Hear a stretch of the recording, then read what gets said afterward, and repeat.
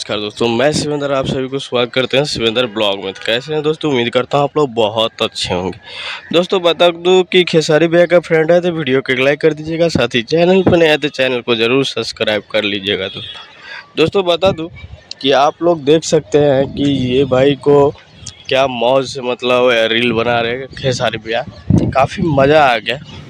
तो भाई लोग आप लोगों का कहना क्या है, आप लोग कमेंट बॉक्स में ज़रूर बताइएगा और ऐसे ही देखते रहिएगा शिवेंद्र ब्लॉग। तो भाई लोग आज तो 8 तारीख है, आज ब्लम सॉन्ग भी आने वाला है, काफ़ी गजब का है ब्लम सॉन्ग। और सपना चौधरी है इफेक्ट फीमेल ये पार्टनर, और खेसारी भी है, काफ़ी गजब का एक्टिंग है।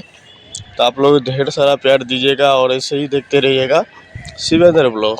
तो भाई लोग आप लोग से यही उम्मीद है, आप लोग ब्लम सॉन्ग को ढेर सारा प्यार दीजिएगा और भाई लोग हमारे चैनल पर नया है तो चैनल को सब्सक्राइब जरूर कर लीजिएगा। दोस्तों चलते हैं, अगले वीडियो में मिलेंगे फिर से।